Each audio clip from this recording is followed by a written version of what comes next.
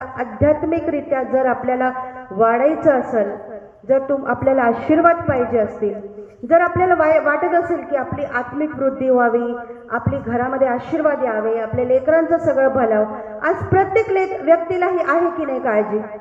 प्रत्येक स्त्रीला आपल्या लेकराची काळजी आहे, लेकरांची काळजी आहे, पतीची काळजी आहे, त्यांच्या फ्युचरची काळजी आहे की नाही? प्रत्येकाला आहे ना. प्रत्येकाला वाटतं त्याच्या घरामध्ये सगळं सुख सुविधा असावा, त्याचे लेकर सुखी असावे, त्यांना कुठलाही प्रॉब्लेम होऊ नये. प्रत्येक आई वडिलांना वाटतं की नाही?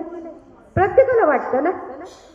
मग त्याच्यासाठी मला सांगा, एकच मुखातून हे बोलायचं की सगळं संपलं, त्याच्यापेक्षा हे का नाही बोलायचं की प्रभूने आता सुरू केलंय, माझ्या जीवनामध्ये आशीर्वादांची सुरुवात झालेली आहे, माझ्या जीवनामध्ये आरोग्य वाहते. का बोलू नये? पण तोच मुख आहे ना. मग सोपं काय? नकारात्मक बोलणं